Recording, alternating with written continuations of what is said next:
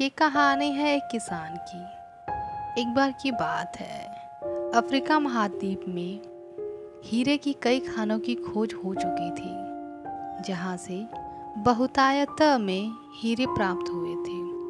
वहाँ के एक गांव में रहने वाले किसान अक्सर उन लोगों की कहानियाँ सुना करता था जिन्होंने हीरे की खान की खोज कर अच्छे पैसे कमाए और अमीर बन गए थे।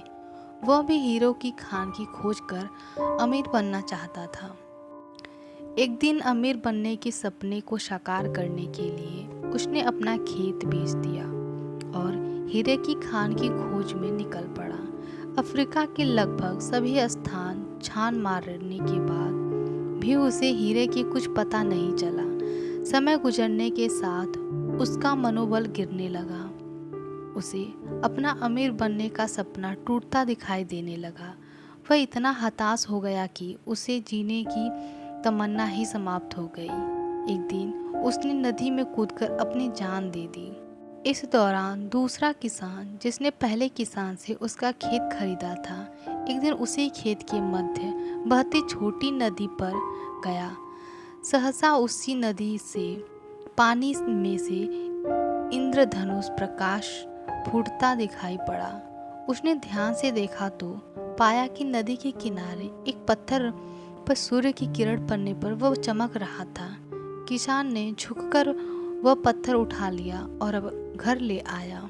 वह एक खूबसूरत पत्थर था। उसने सोचा कि वह सजावट के काम आएगा और उसने उसे घर पर ही सजा लिया। कई दिनों तक वह पत्थर उसके घर पर सजा रहा। एक दिन उसके घर उसका एक मित्र आया। उसने जब वह पत्थर देखा तो वह हैरान रह गया। उसने किसान से पूछा, मित्र, तुम इस पत्थर की कीमत जानते हो? किसान ने जवाब दिया, नहीं, मेरे ख्याल से ये हीरा है। शायद अब तक खोजे गए हीरों में से सबसे बड़ा हीरा है। मित्र बोला। किसान के लिए इस बात पर यकीन करना मुश्किल था। उसने अपने मित्र को बताया कि उसे यह पत्थर अपने खेत की नदी के किनारे मिला है। वहाँ ऐसा और भी पत्थर हो सकता है। दोनों खेत पहुँचे और वहाँ से कुछ पत्थर नमूने के तौर पर चुन लिए। फिर उन्हें जांच के लिए भेज दिया। जब जांच रिपोर्ट आई तो किसान के मित्र की बात सच निकली। वे पत्थर हीरे ही थे। उस खेत में हीरो का भंडार था। वह उस समय तक खोजी गई सबसे कीमती हीरे की खदान थी। उसका खदान का नाम किम्बरले डायमंड माइंस है। दूसरा किसान उस खदान की वजह से माला माल हो गया। पहला किसान अफ्रीका में दर दर भटका और अंत में जान दे दी, जबकि हीरे की खान उसके अपने खेत में उसके कदमों के तले ही थी।